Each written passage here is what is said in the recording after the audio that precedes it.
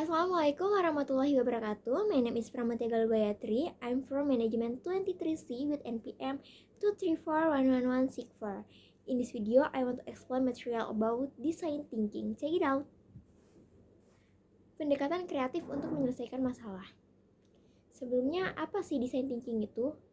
Design thinking adalah suatu pendekatan berbasis pengguna yang berfokus pada pemecahan masalah secara kreatif dan inovatif.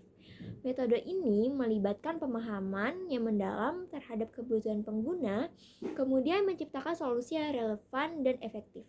Proses ini dilakukan dengan berkolaborasi antara berbagai disiplin ilmu untuk menemukan solusi yang lebih baik. Design thinking bukan hanya sebuah metodologi, tetapi juga cara berpikir yang mengutamakan pemahaman yang mendalam tentang masalah dari sudut pandang pengguna. Pendekatan ini memanfaatkan kreativitas untuk menghasilkan ide-ide baru yang memungkinkan eksperimen untuk mencapai solusi terbaik yang dapat diterima oleh pengguna. Dengan menggunakan design thinking, kita dapat menciptakan produk atau layanan yang lebih bermakna dan berguna bagi audiens target. Mengapa sih design thinking itu penting? Karena fokus pada pengguna. Dengan berfokus pada pengguna, design thinking memastikan solusi yang dihasilkan relevan dan memenuhi kebutuhan nyata mereka. Yang kedua, karena mendorong kreativitas.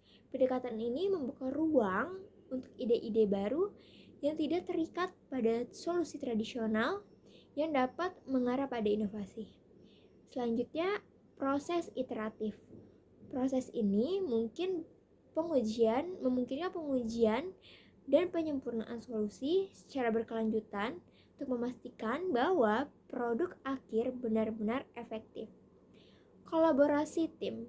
Design thinking mendorong kolaborasi tim lintas disiplin ilmu sehingga solusi yang dihasilkan lebih holistik. Selanjutnya tahapan dalam design thinking. Yang pertama, empatis atau empati. Tahap ini bertujuan untuk memahami pengalaman pengguna dan menggali informasi yang mendalam mengenai kebutuhan mereka.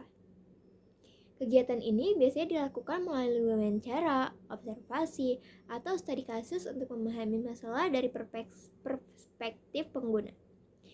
Yang kedua, define atau definisi. Setelah kita memperoleh wawasan dari tahap pertama, tim mendefinisikan masalah secara jelas dan spesifik. Pada tahap ini, tim akan mengidentifikasi masalah utama yang perlu diselesaikan dan merumuskan kebutuhan pengguna yang paling mendesak. Yang ketiga, ideasi. Proses ideasi adalah tahap kreatif di mana tim berusaha menghasilkan berbagai solusi atau ide baru tanpa membatasi diri pada solusi tradisional.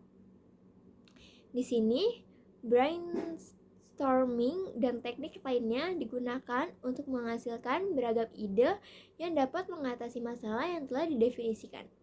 Yang keempat, prototype. Pada tahap ini, tim mulai membuat prototype dari ide-ide terbaik yang telah dipilih.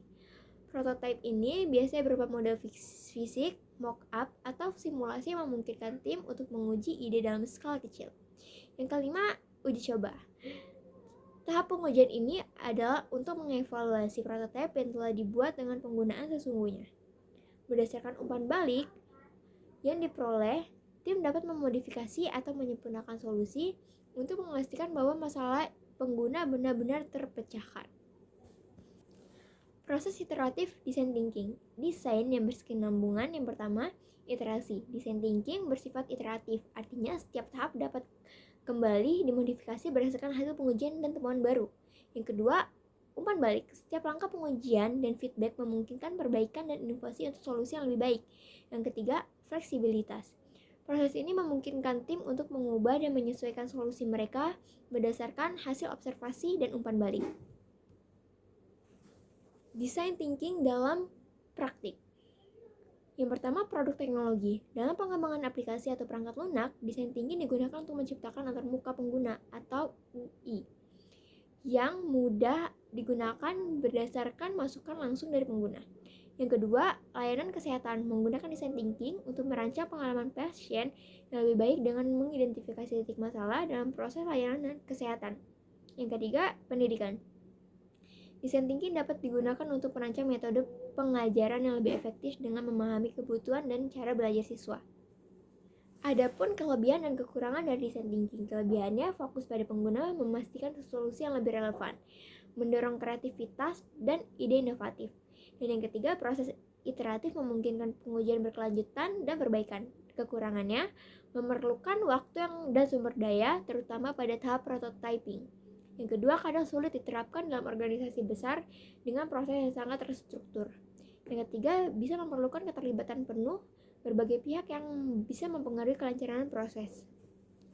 Thank you for watching this video, and wassalamualaikum warahmatullahi wabarakatuh. Bye-bye.